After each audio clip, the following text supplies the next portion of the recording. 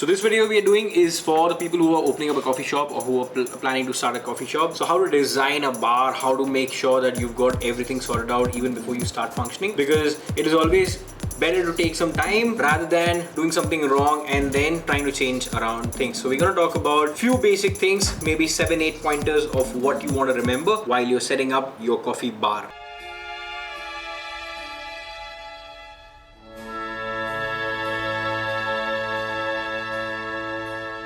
So the first and most important point that you need to remember when you're designing your cafe bar is about understanding the flow of your espresso bar, your manual bar, your billing station, your dessert counter, and then the movement for your brewer to walk in front.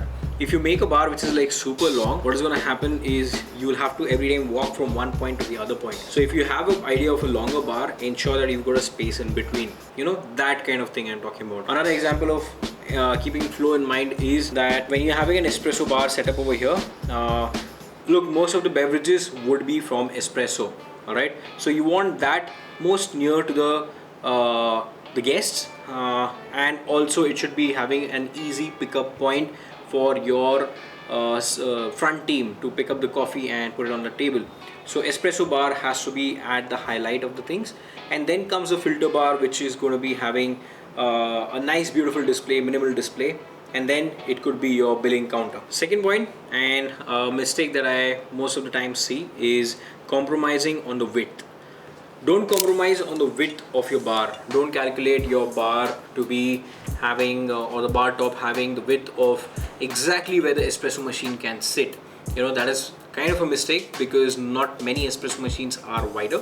They are they are lengthier in size, but if you calculate your bar size, bar width according to the espresso machine, you're gonna fall short of the space. You're gonna be cramping around on your bar.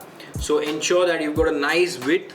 You may feel that you're having it a little too wider and compromising on the seating, but I think it definitely works in the long run to have a wide bar. I'm not talking about the length, I'm talking about the width. Third thing you got to remember is resource sharing. So if you're having a espresso bar and a filter bar, try to keep your grinder in center. You know, try to keep your, not the espresso grinder, but your filter grinder in the center, so that you can share your resources, not just the grinder itself, but the plug points below. So these are very small things that you may learn the hard way. So keep the plug points below so that you can keep your kettle also over there, and you just have one plug point right below your bar. Speaking about resource sharing, you don't need to keep making two sinks, one for espresso and one for filter bar. You could just have one set up in such a way that if if your brewer is making filter coffee over here, he or she can just clean the equipment over here, and the person who's making espresso can use the same sink. So resource sharing, keep that in mind. This is a basic one, the third point, but I've seen this being forgotten by most of people. The inlet and the outlet. So you need water inlet, so that you can have the water in, say, your espresso machine, or you need it to be used for the manual brew for the kettles. And outlet is all the wastewater that is basically getting accumulated after the espresso and the filter brewing is done. You need to make that before you actually start making the bar table, so that you have a dedicated line. Ensure that you make it in such a way that tomorrow, if there is a clogging happening over there, you can just maybe open the trap and clean it again. That's something which is very, very critical for anybody starting out a cafe. Now, when you start a cafe, you always want to grow. You don't want to sell lesser cups after 6 months, right? So you want to keep selling more, you want to keep expanding gradually. So what I'm trying to say is, the point number 4 would be that scope of expansion, keep that in mind. Probably have more electrical points right from the beginning. You may not be using it for the time being, but probably later on you will be. I'm not saying make an entire cupboard of the electric connections, but have that scope in mind. Maybe right now you don't have the budget. Maybe right now you don't plan to add any things right now because you don't have a bigger team. But gradually, as you grow, you will need all these things. So ensure that you have these plug points made, you've got all these electric wiring, all these things done, because doing that in middle of the operations, shutting it for a day or something, is not feasible at all. So try to keep that, have that in the hindsight, and make those plug points available. Now we spoke about the electric points, the scope of improvement of new equipments and all.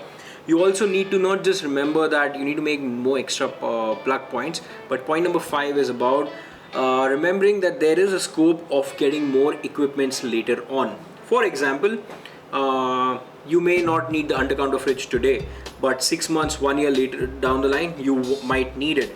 So in case if you make a bar in such a way, if you make the design in such a way that the pillars or the whatever the drawers are in center and you can't put the undercounter fridge below, that's going to be a problem. So have that in the hindsight. Undercounter fridge is just one example. It could be more set of grinders, it could be more set of equipments, it could be a fridge, it could be more dessert counter, all these things. So have that in your mind before you start making a bar. I'm not saying that you stop and do everything, but just have that as a thought process while you're designing your entire bar. The next point is super important. This is about the spatial movement of your team inside.